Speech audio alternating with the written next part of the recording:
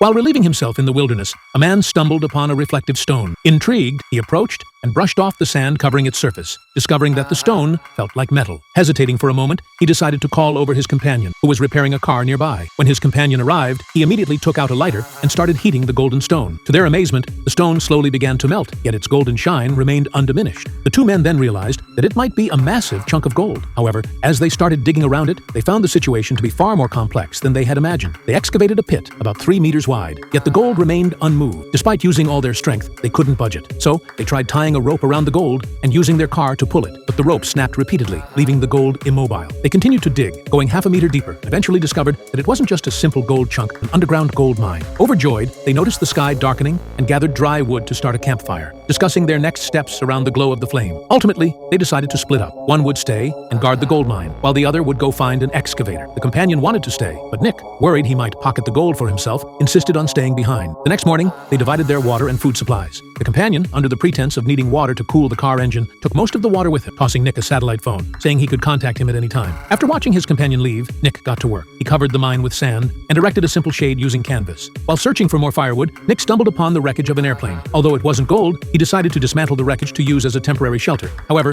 feeling it was too far from the mine, he transported the plane's parts back and modified his tent. This setup not only offered protection against wild dogs, but also allowed him to guard the mine more effectively. In the days that followed, Nick endured hunger, vigilantly staying by the mine. Eventually, he could no longer resist his desire and struck off a piece from the top of the gold mine. The chunk was almost bigger than his head, its dazzling gleam making Nick question whether he was dreaming. But just then, the satellite phone suddenly rang, pulling him back to reality. Upon answering, he was shocked to learn that his companion had betrayed him.